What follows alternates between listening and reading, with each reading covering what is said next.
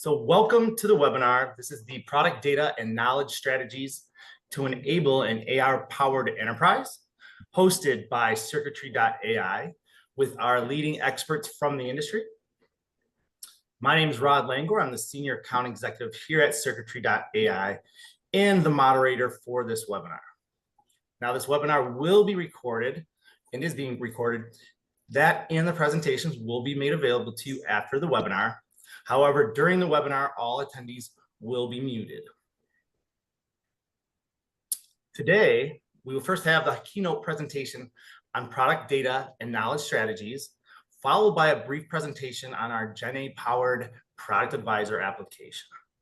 We will then have 10 minutes for audience Q&A after the presentations are complete, but you can post questions anytime you like by using the question panel in the Zoom widget, and then we'll get to those after the presentations have finalized. Again, this webinar is hosted by Circuitry.ai, an enterprise AI as a service applications provider on decision intelligence platform to analyze, augment, and automate decisions. We focus on providing AI solutions to manufacturers and industrial companies by training our models on all your product knowledge and life cycle data. Now, moving along, I'm excited to introduce today's keynote speaker, Seth Earley, CEO and author of the book AI-Powered Enterprise. Seth is an expert with 20+ years of experience in knowledge strategy, data information architecture, search-based applications, and information findability solutions. Seth has worked with a diverse roster of Fortune 1000 companies, helping them achieve higher operating performance levels by making information more findable, usable, and valuable through integrated enterprise architecture supporting analytics, e-commerce, and customer experience application. Now, Seth was recognized recently by Thinkers 360 as one of the top 50 global thought leaders and influencers on artificial intelligence. I will welcome Seth. Number 7. Yep, go ahead. Number 17. Last year, the other year was 37. So I'm moving up in the world, but who knows what the criteria is, but I'll take it. Very well. Go ahead. Very well. Continue. Okay. So let me go ahead and jump in and talk about our agenda. So I want to talk about personalization at scale. One of the things that we're trying to do with AI, machine learning, any type of application, any type of usability improvement, user experience is always about being able to get people information as they need it in the context in which they need it, right? When you go to a website and you're like, oh, this is great. They have exactly what I want and it's easy to navigate. That's because they have architected their site in a way that matches your mental model of how you make decisions and how you seek products and services. And so what we're trying to do with AI is we're trying to facilitate that. We're trying to make sure we understand the user. And of course, we have this concept of digital body language. You want to read their digital body language. Many times if we're seeing someone face to face, we can read their physical body language and we can kind of listen to what they're saying, see if they're engaged, ask questions, give them responses, answer their questions. But it's all about reading their body language and understanding what they're asking for and knowing something about the customer. And we're doing this electronically. We're doing this digitally. And that's what personalization at scale is about. And that's what we're trying to do. When you look at ChatGPT or any large language model, it's trying to answer questions based on prompts that you're giving it. And those answers are aligned with the thing that you're looking for and the thing that you're trying to do. And that context will be very different depending upon who you are and what you're trying to accomplish. So personalization at scale is a way of understanding that user in great detail, understanding those signals that they throw off when they're interacting, and being able to present that information to them when they need it. Now, to do that, we have to orchestrate information. We have to orchestrate product information, give them the right product at the right time. We have to give them the knowledge that they need to answer their question or to move to the next stage. And that requires us to, again, understand that user, have a model of that user, of who they are and what they're trying to accomplish, and build what we call a high fidelity journey model. And the high fidelity journey model is representing their intent and their expectations and their needs in data terms, right? Because a user journey is great, but it doesn't really, it'll give you lots of insights, but it's not something your systems can respond to. We need to do this in a way where we represent the needs of the user in data terms. And then when we do that, we can respond at scale with our digital technologies. So it requires orchestration of these different elements. Now, in order to do that, you have to have some maturity in different areas of the organization. You need to understand product information and have good product data operations, good quality product information.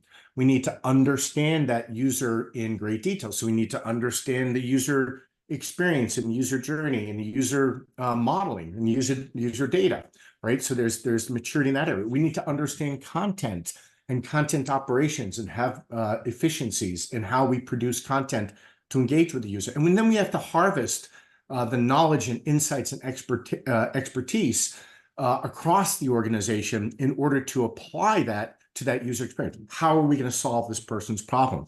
What talent and resources do we need to bring to the table? What content is going to be top of the funnel versus middle of the funnel content? How do we recognize who they are and what they need and align that with our brand strategy? That's all knowledge from your experts in the organization, right? There's always a need for expertise. And so we have to have maturity in enterprise knowledge, organizational knowledge in order to do this. And of course, we have to measure. We have to measure the ROI. We have to know that these things are on target and that they are hitting expectations and hitting milestones and hitting objectives. And the only way to do that is to measure baselines for specific processes and then be able to show the impact of our intervention of whatever we're doing on that process and measure again. Of course, there's a need to have organizing principles that are consistent across these different systems. So if we have a knowledge management tool and we have a content management tool, and we have a product information management tool, and we have a customer management or CRM, customer relationship management tool, all of those things need to understand the same organizing principles, the same categories of product and information and content. So ontology provides that source of the knowledge scaffolding of the enterprise, the data scaffolding, the information scaffolding. It's a set of structures that helps us organize these things, because without that, we're going to have different systems that won't be able to talk to one another. So this helps with our data integration. This helps with our orchestration. This helps with having a holistic view of the customer and products and what content is performing, what products are performing, what campaigns are most effective, and so on. So ontology is a very important piece. And then we want to talk about overall, how are you successful with this? Because AI certainly is new in some ways, but it's very old in other ways. It's another technology. It's another tool in our toolkit. And there's some of the basic principles that we need to comply with in order to make this work.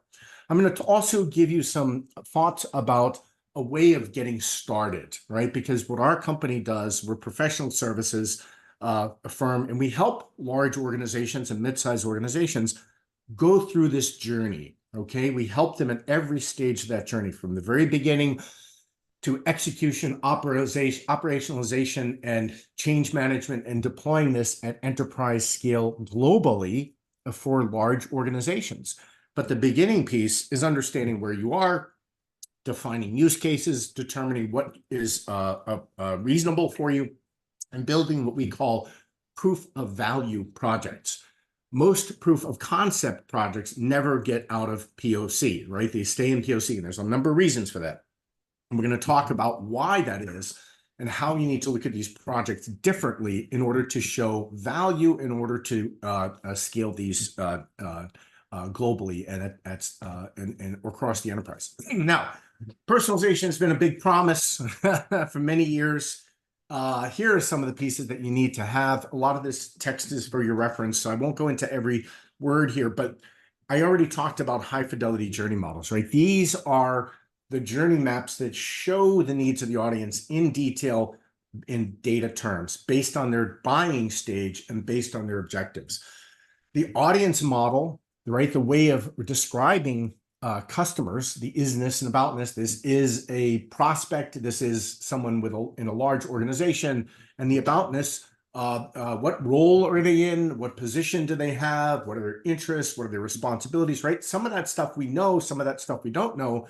But when we understand that audience model and we get first-party data and we capture explicit information, we need to reflect that in a content model, essentially a customer identity model, a customer identity graph.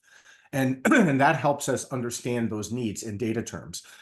Of course, the product data models have to be aligned with what's important to the customers. So if you have a procurement manager, they're going to consider total cost of ownership, lifetime maintenance. They're going to want to know that this product will be around for a while, especially if they're designing into a big ticket item.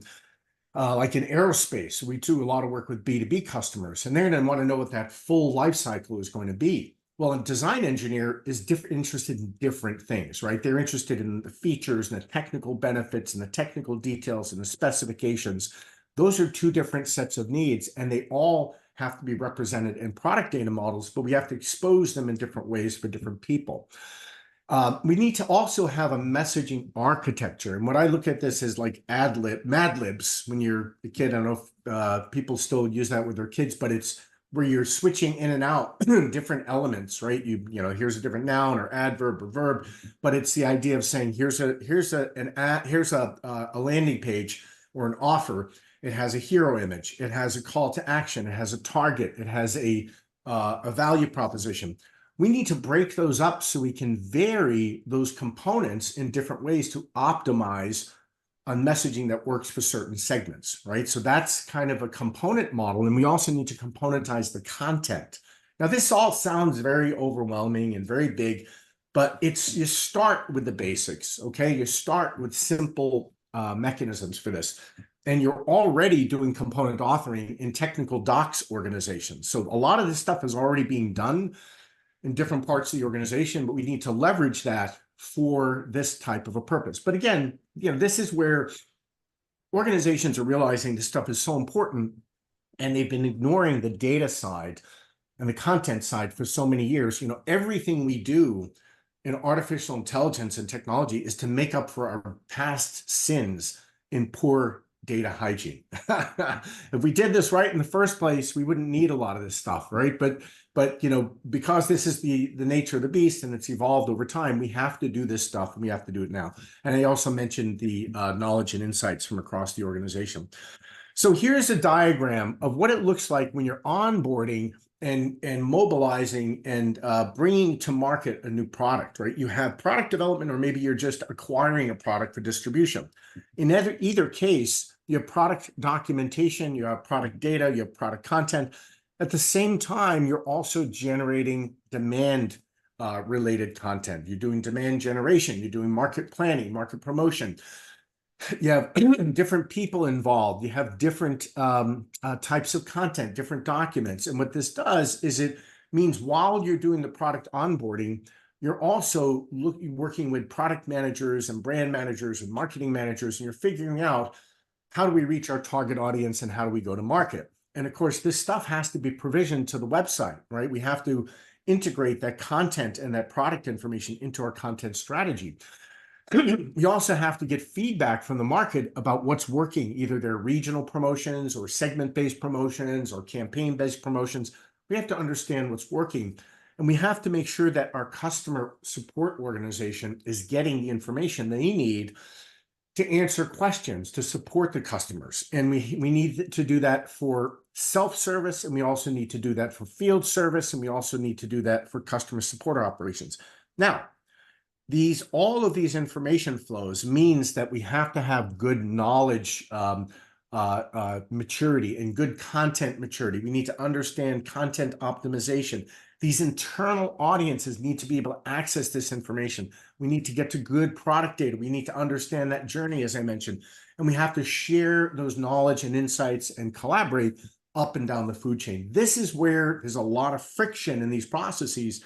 But if we do it correctly, we can harmonize this and we can orchestrate. And then once we have all those pieces, that's when we can realize personalization. Personalization is the confluence of lots of different parts of the organization doing different work. And so it requires maturity in each of these areas, in customer experience, in customer journey mapping, in content optimization and content operations, and product data and knowledge processes. And again, we also want to monitor this. We want to make sure that we're getting the right results, and we make sure that we're on target and our investments are working. So we have a metrics-driven governance playbook, right? People don't like the word governance.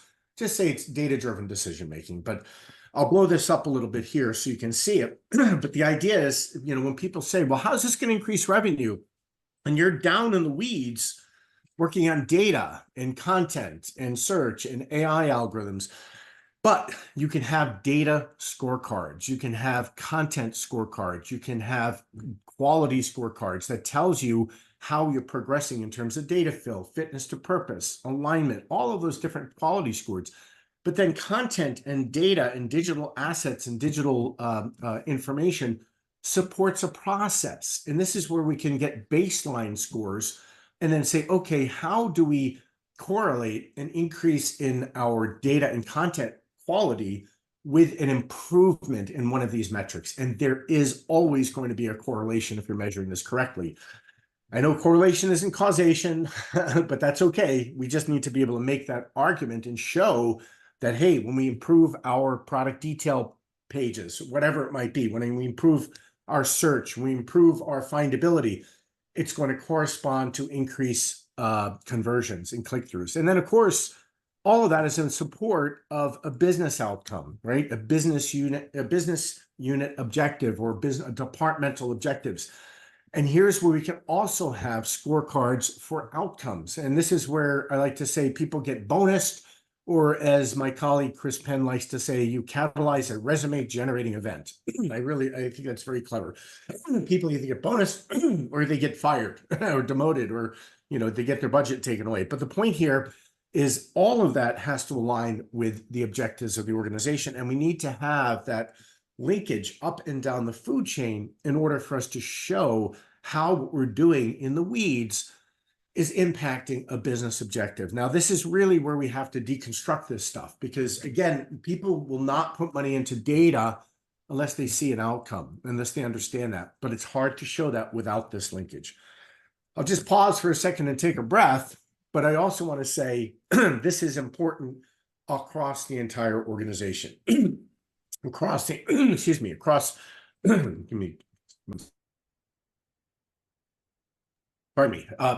the entire customer lifecycle. So in this case, this is an example lifecycle.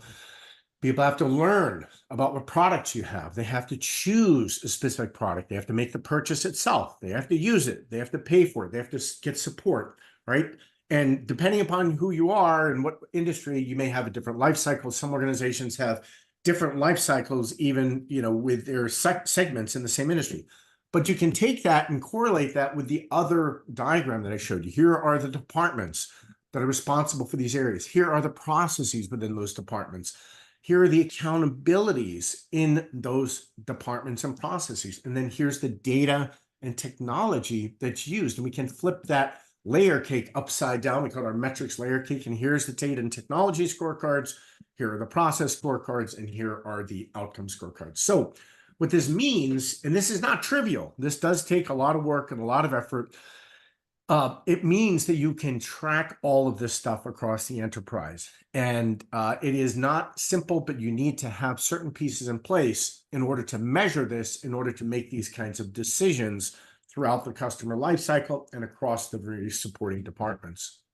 So again, this requires that we orchestrate these different capabilities, that we have maturity in each of these areas. And what we can do is we can look at where you are today, right? Where are you in content? If you're at stage 0 or 1 or whatever in one of these areas, and you need to try to do orchestration at scale, you're not going to be able to do it, right? Because you just don't have the supporting capabilities. But what we can do is we can measure maturity. Some people don't like maturity models. They're only as good as they're practical, right? And all they're doing is saying, where are we today? What's our current state capability? And then where do we need to be in the future? Where do we need to be at the end of this project? And if you're at stage 1 in some of these areas and you need to be at stage 4, don't always have to be at stage 5, that's not a $50,000, 5-week, 10-week, 20-week project, right? That's going to take a long time. It can take as much as a year to go from one stage of maturity to another. But don't worry about it. You just need to look at where you are today and then where you need to be to support certain outcomes, okay? And there's lots of different ways to improve these maturities in these various areas. Now, all of this still applies with AI and machine learning and generative AI. We still need the foundational pieces. We still need the foundational processes. We still need the data models. We still need good data. Generative AI runs on data, and we can talk about how that's going to fit in a little bit. But the point here is that we need to understand where we are. Now, I mentioned ontologies before.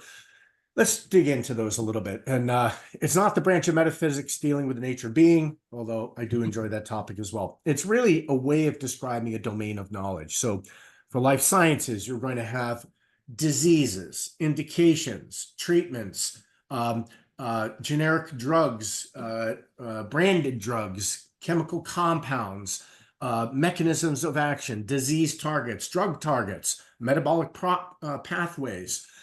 For an insurance company, you're going to have risks and regions and products and services and document types and content types and customer types and so on, right? So, and for a manufacturer, you're going to have another set of organizing principles. So the point here is that we want to build that knowledge scaffolding to understand the big picture organizing principles in our world. And so it becomes that framework. It becomes that ability to organize the different data sources, whether they're structured or unstructured, across your different systems and processes. Now, when we fill that scaffolding and where we use that scaffolding to actually get to data, that's called the knowledge graph, right? It's the organizing principles, that ontology and knowledge scaffolding combined with the actual data. And that gives us lots of different ways to access data and retrieve data in different contexts. Now, I'm going to give you some taxonomy 101 because this is helpful for understanding ontologies. A lot of people don't understand the core principles, but again, taxonomy, because ontologies are comprised of taxonomies, we have to understand this. Taxonomies are parent-child whole part relationships. And what you notice from this is that there's no single grand galactic uber taxonomy in an organization. And taxonomy is not the same as navigation. This is classification. So if I come into a store or I go online and I'm looking for Monopoly, I don't know whether it's Milton Bradley or Parker Brothers, and I don't really care. I know it's a board game. So as a customer, I'm going to want to care about board games. If I'm a brand manager at that organization, I want to know what brands I have, and I want to look at things from that brand manager perspective.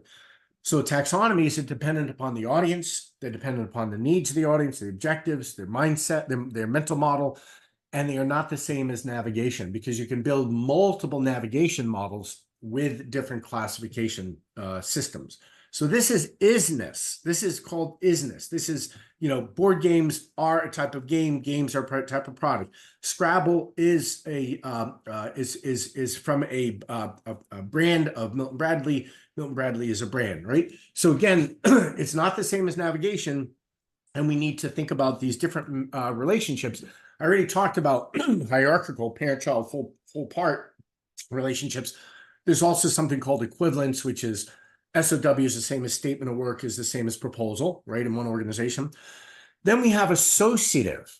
Associative are things that are conceptually related. This is the power of ontology. If you can think of any conceptual relationship, you can have it, okay? I don't have my IBM example here, but I had IBM and I had software and hardware, and I said, software and hardware, there's what's the relationship? Software that runs on hardware.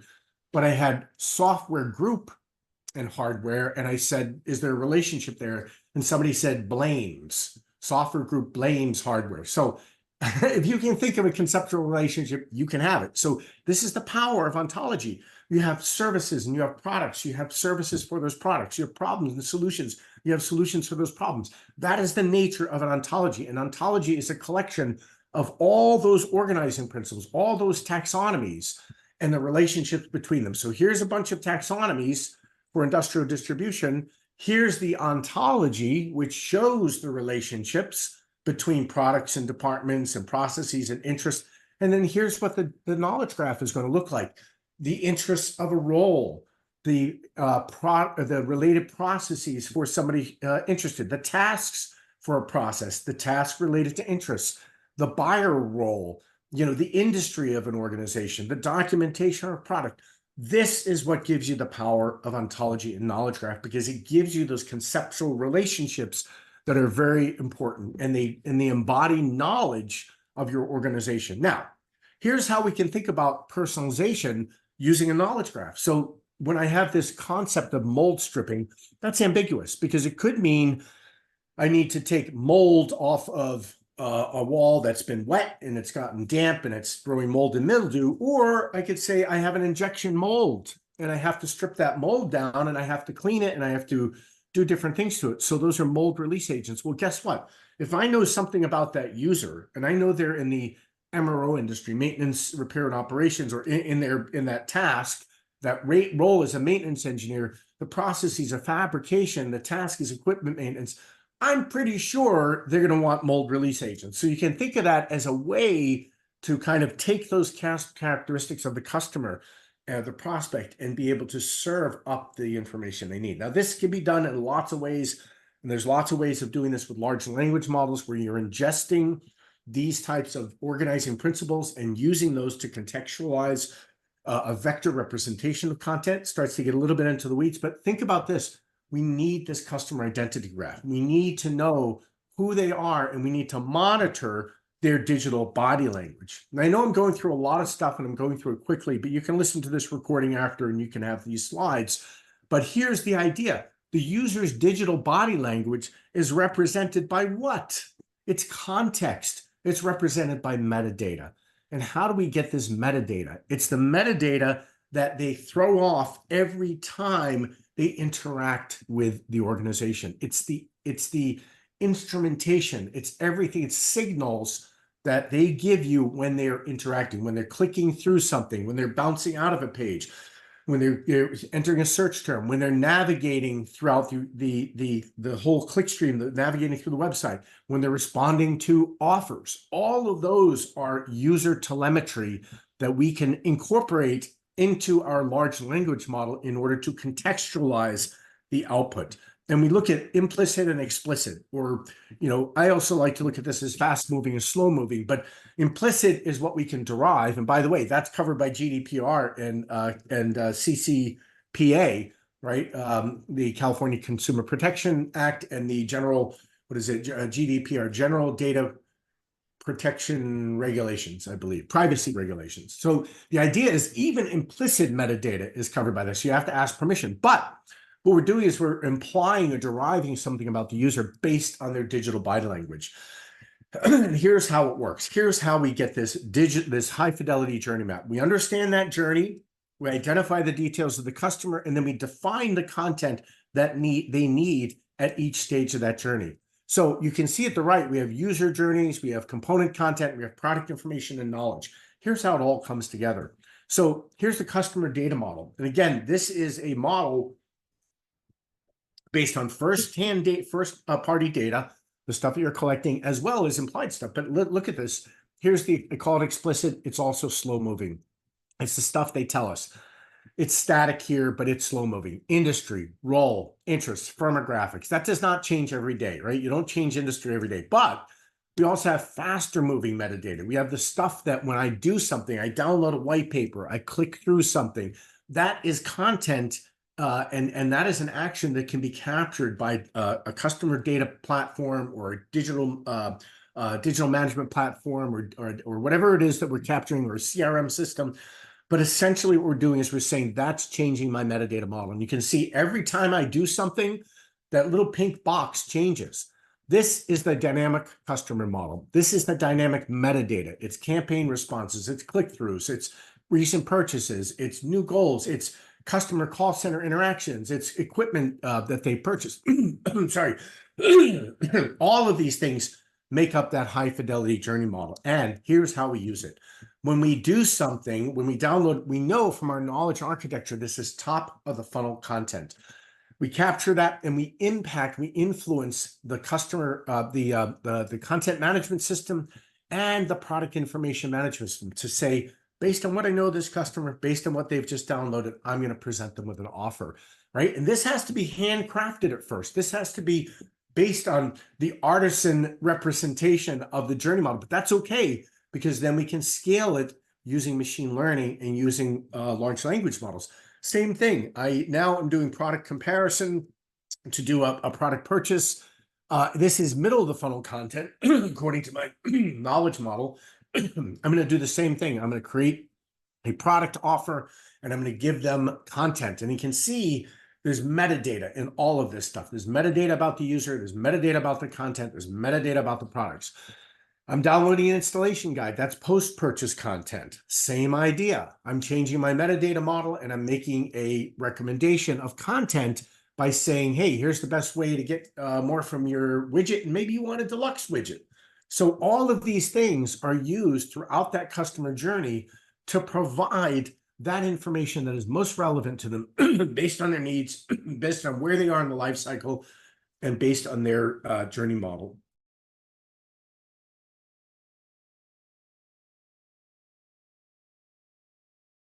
Sorry, it's just clearing my throat. Apologies for the coughing. But in any case, you can see how this can be orchestrated. Now, what's interesting about this is we do this in a way that is manual at first, but then can be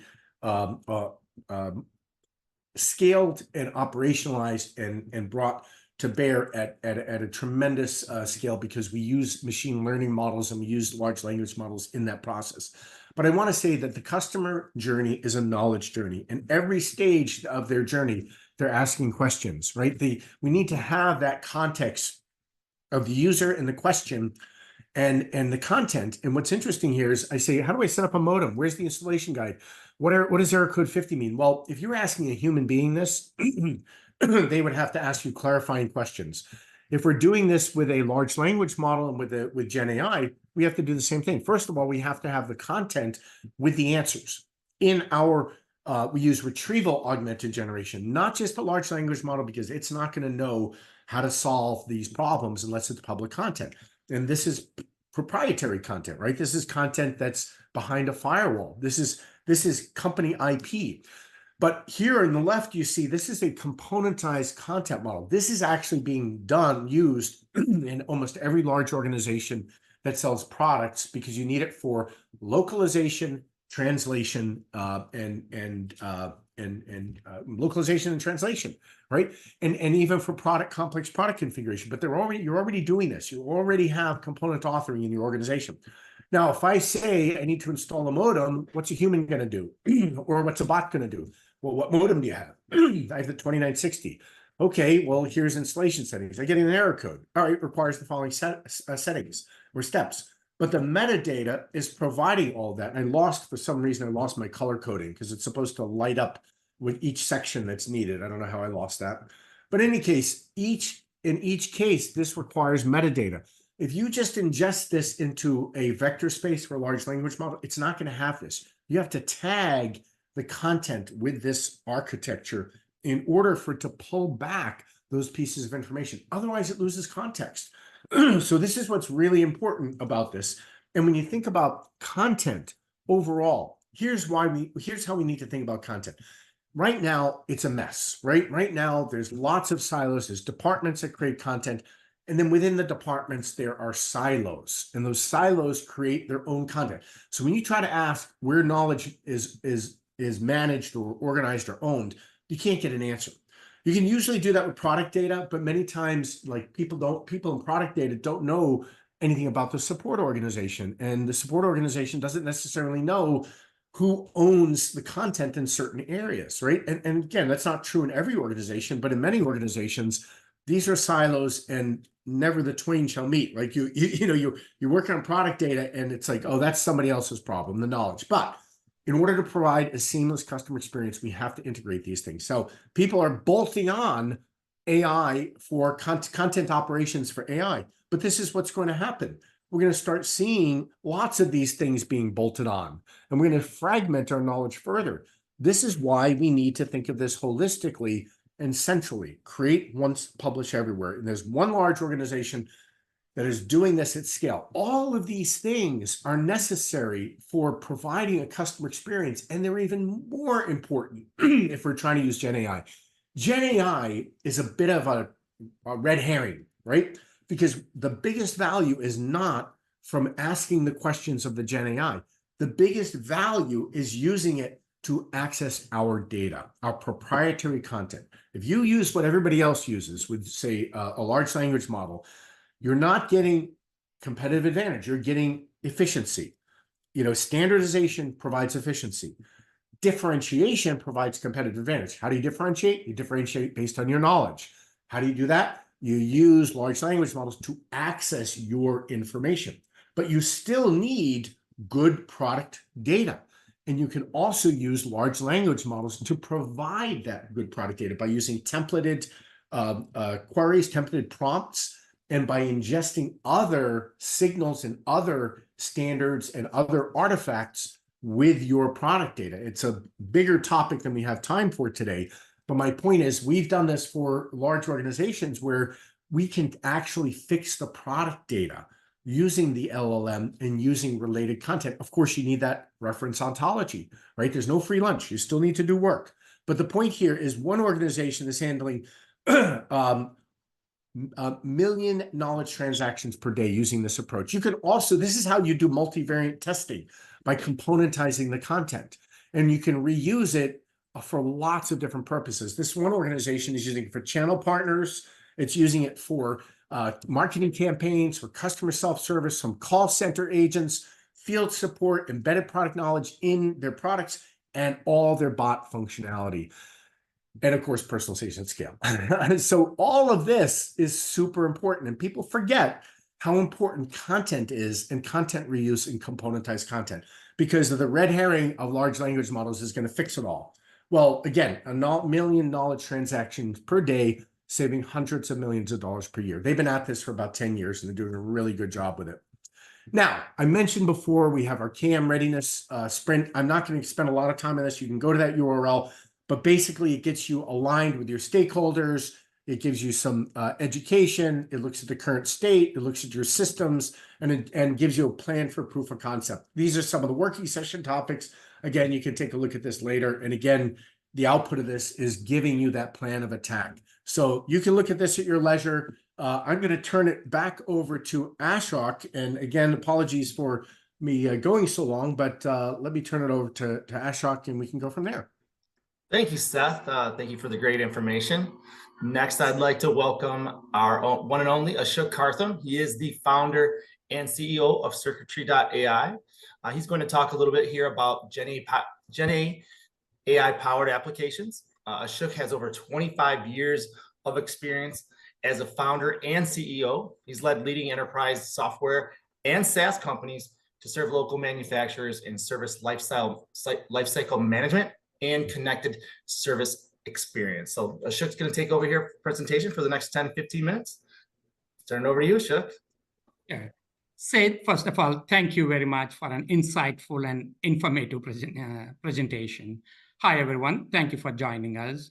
And today I want to share like 3 critical success factors to become AI-powered enterprise.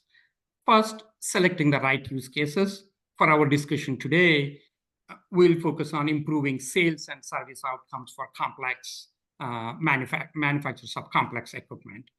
2, how do we apply product data and knowledge strategies that Seth talked about to improve the accuracy and relevancy of the responses and the answers that you're getting out of AI. Then last, how do you leverage enterprise AI as a service model to reduce the risk and the cost while you can enjoy the benefits much sooner? We see the area that has the most value to apply AI is how it can help you to make higher quality, consistent decisions faster, and during the whole customer or product lifecycle. And to do that, those decisions need to be informed by the knowledge, how you can better predict the outcomes of those decisions, while it also enables you to automate execution of those decisions.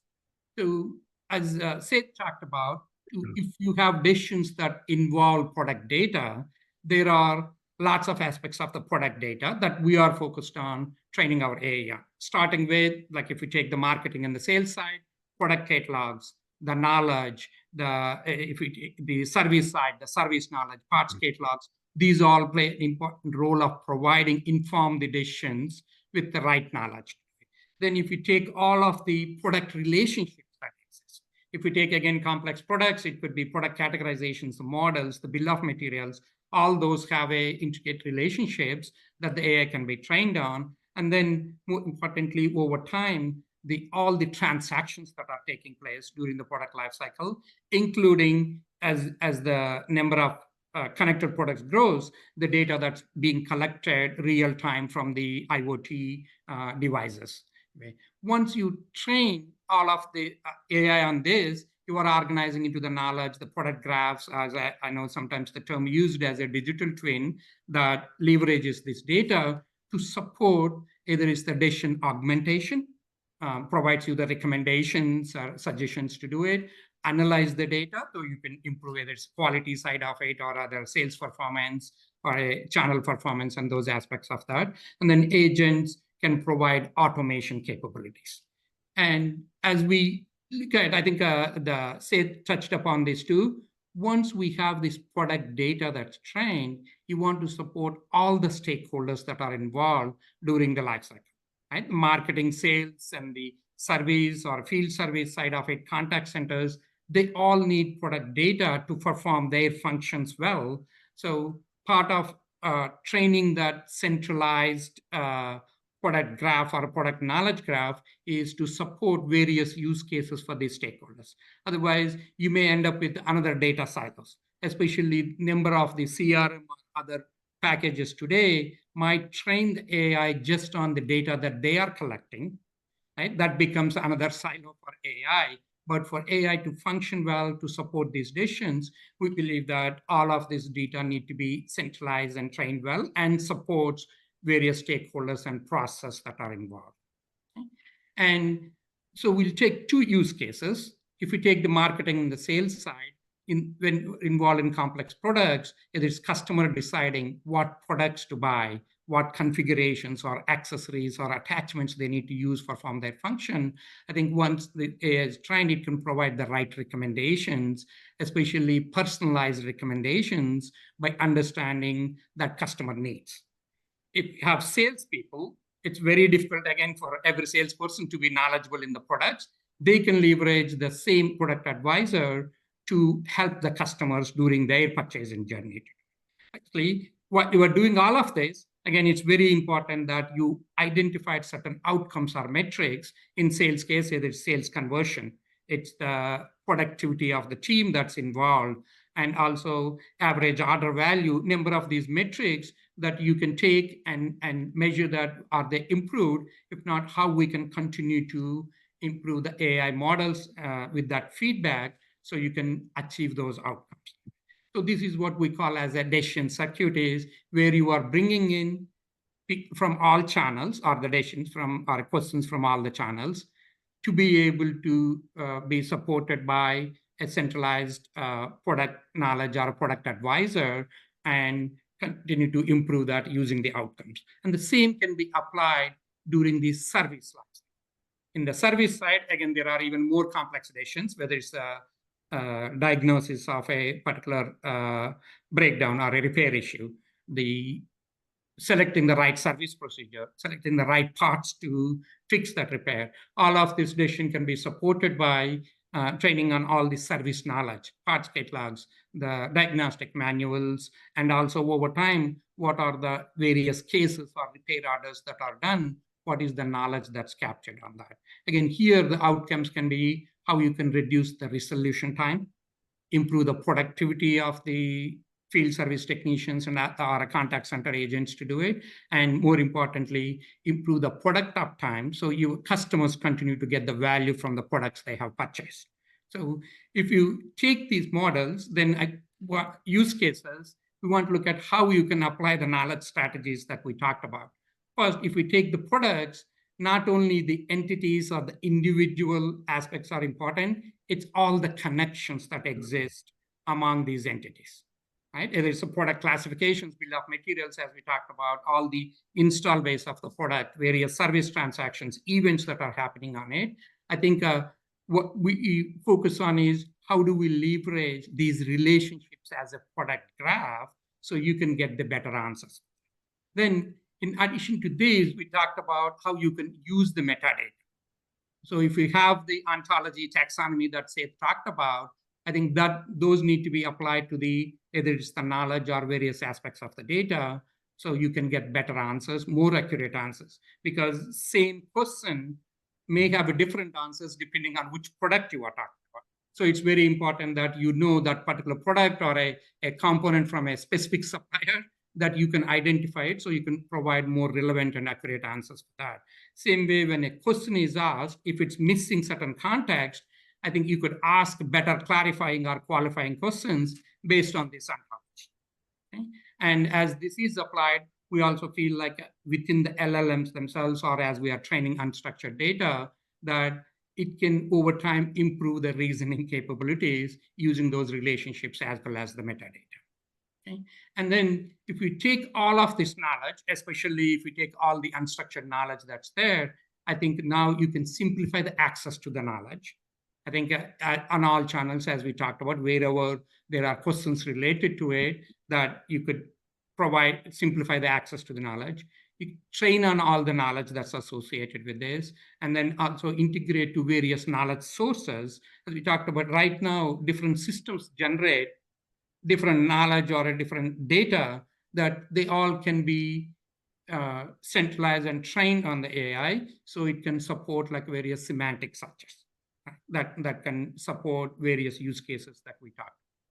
Then the third aspect is, if we are doing all of this, if we're doing internally, I think it requires number of different technologies, because AI stack is a lot different than even previous systems or SaaS systems. And also, if you, as we talked about, if we are not handling this as a centralized way, each application may create their own silo, then you could get inconsistent answers to do that. So part of the model is how we can deliver enterprise AI as a service model, so it could reduce the cost, risk, and the people that are involved while accelerating the time to value for that.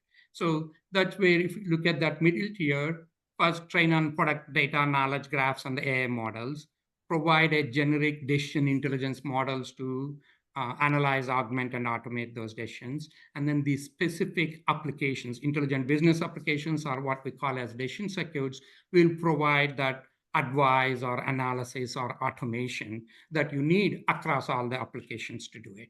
So I think with these, every company can benefit from optimal outcomes in any of the use cases we select. I know in this case, we talked about sales and service outcomes to do it, that all people involved at different experience levels, whether it's a new salesperson, new technician, or people that are just being onboarded as employees, they can make decisions at the same quality as the experienced people, because now they have access to these AI-powered advisors.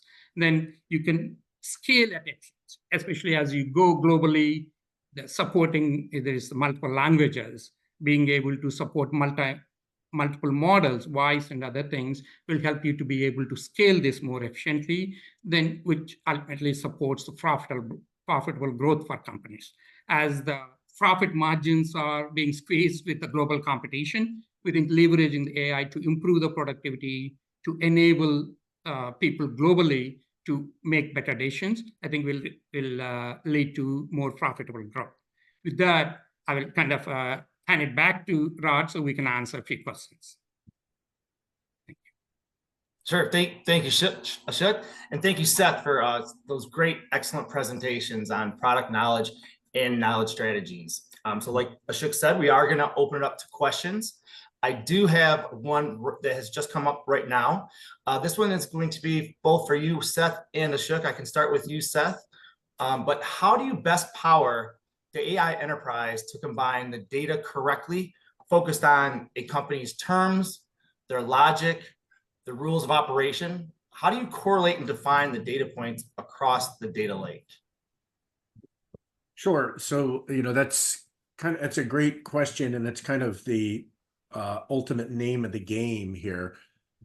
It is always based on use cases. So we have to take a step back and say, what are the objectives of the organization and, the department and, the leaders, and what's strategically important? Because it's not a matter of just making that correlation and understanding the data across the data lake or the data warehouse. It's a matter of applying that data to solve a very specific problem. And this is where we get into identifying the use cases that have measurable baselines, right? So if you can't measure it, you can't have it. You really need to start off with that measurement mindset. So it's always the question of to what end, why are we doing this? So what? It's always the so what question. If I can do this and this and this, so what? What are we going to get? So I have people saying, oh, well, we just need to build a knowledge graph. I'm like, so what? What is that going to do for you? Unless you're solving a business problem, it really is a distraction. And yes, you do have to get your data house in order. There is some rationale for building ontologies and building knowledge graphs, but when you start those projects, you really need to think about an end goal and keep an end goal in mind, so you can show people what you spent your money on, what you spent organization resources on, and what benefit they're getting. What are they going to be able to pull from that? Are they going to get reduced customer service costs? Are they going to get increased revenue? Or going to improve efficiency somewhere? And then how do you measure it? What are you instrumented for, right? And there are situations where you say, I don't have a good business case. I don't have a process I can measure, but I want to experiment and build some capabilities and try this out. That's fine, as long as you're doing that, and as long as the executives knows it's a little bit of a science project, but you do have to do some of that. But it is best to have that use case in mind and that baseline and that instrumentation, so that you can say, look what we achieved. This is really valuable. Great. Thank you for that, Seth. Ashok, what's your take on that? Sure, definitely. As Seth said, I think the use cases play a very important and critical role. In our case, we even see that because right now, AI is still good at performing specific tasks, right? It's not good at performing every generic task to do it. So we think if we take the vertical industry, the domain, the process area, and the use case, you can focus on that. But it doesn't mean you have to have all silos either, because that's what we were talking about is there are certain pools of data. I know today we talked about all the data related to the products. I think they are very related, right, and they can support some related use case to do it. So one way to succeed is that you are selecting the right use cases, focus on a specific domain and the process areas, but also look at where this collection of the data that can support these various use cases well. Right. Thank you for that. We've got time here for a couple more, I believe, depending. But I want to start off with one more here. How about this? How important is organized taxonomy and structured content for successful AI implementation, like Charles Dowdell and Komatsu, for instance? So at the end of the day, it's about you do want to take advantage of standards that are out there for efficiency, as I mentioned, but it's important to organize based on the objectives of your customers and the objectives of your business areas and your business functions. So yes, structured content and information is very important. It has to be tagged. We did a study recently where we built componentized content for a pharmaceutical company that was for their portfolio review. So this is all the drugs that they are investigating, the investments they're making in licensing compounds, in purchasing companies, clinical trial results across their entire portfolio of drugs and investments. Very important information. It's highly regulated, highly sensitive, market moving. So you could not publish it to an LLM in the cloud. You had to use a localized model. But what we did was we componentized these large 40-page narrative documents that talked about all the different aspects, because executives didn't want to wade through all that. They wanted to be able to answer a specific question. But the componentization, LLMs have to break up content anyway, and it's better to break it up in a semantically meaningful way, meaning chunks that answer specific questions. What we did, though, is we did it in two ways. We did it first, just ingesting the componentized content, and we tested the accuracy. And by the way, we told the large language model, if you don't have the answer from this data source, say, I don't know. And that virtually eliminated hallucinations. But then when we asked, we had a standard set of 60 gold use cases that we had the answers to. And by the way, it's tricky testing those because they're not going to give you verbatim answers. They're going to give you conceptual answers. So you still have to test those, and you can use a large language model to test the accuracy of the results from a large language model. But we had 60 use cases where just asking questions that a portfolio manager might ask the system or ask another colleague, and we knew the answers. And so what we found was with just ingesting the content, without the knowledge architecture, without structuring the content, without the metadata, we could answer 53% of the questions because it said, I don't know, when it didn't make anything up. When we added the metadata, when we added the structure to that content, we added the information architecture, the knowledge architecture, that went up to 83%. So adding the metadata, adding the structure to the content is critical. It really makes a huge difference because it gives the LLM additional signals in the form of embeddings, right? You're bringing that content into the vector space, and you're providing additional signals in the form of metadata. That can significantly improve the ability for these LLMs to function. So it's very, very important. Excellent. Ashok, your take? Again, I absolutely agree with Seth, especially in the industry. I know we were talking about the manufacturers of complex products. I think it's very, very critical. I think recently there was a study done, I think published in CIO magazine, I think. They said manufacturers reported that they are slowing down some Gen AI initiatives because of the concerns about accuracy. We also have seen initially when we started on this domain, like when you ask certain questions, let's say if you same person can be, like as we said, could be retrieve an answer for different products. Or if you're asking for, let's say, oil specification for a particular engine, it needs to answer that because it could be different depending on the type of engine or which engine from what suppliers and all that. So the one way to increase the accuracy of the answers and the relevancy of the answers is having the right context. And to provide it, you need the metadata and structured data to do it. Okay. Again, you can get started in some aspects of it, but also I think you can incrementally need to populate the metadata and structure to improve the results that are there. And we do think even the relationships between these entities is critical too, because a lot of times the responses or you could get a better results. I think recently it's proven GraphRag, for example, can provide better results because it can see the relationships in responding to the user queries. Very well, very well. I think that's going to wrap up our time for questions, but there are a couple things I did want to get across. I know I want to give you a quick opportunity, Seth, to share a little bit about the assessments that you're offering. And then I know there's an adopter program, Ashok, that you'd like to talk about as well. Sure. So again, it's the KM readiness assessment. And essentially, it's looking at, I mean, to look at all sorts of things, but it's looking at, if you want to keep that up for the URL, that'd be great. But it's looking at multiple dimensions of the organization to see how ready you are. And it can focus on knowledge, it can focus on product data, it can just focus on use cases.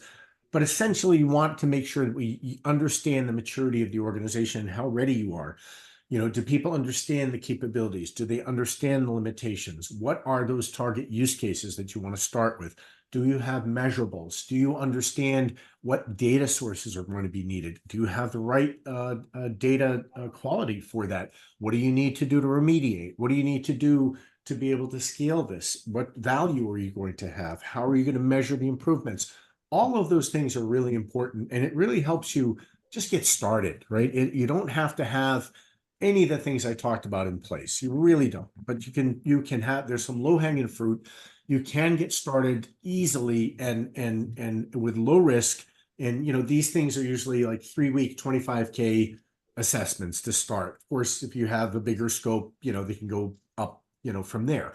But the point is, you can get everybody on the same page. You can get people understanding the capabilities, the limitations, the risks. You can quantify the value, and you can lay out a plan that's going to really get you started with a solid footing. Perfect. And the next slide here. So Circuitry, we've got a couple exciting announcements here. I'll start with this.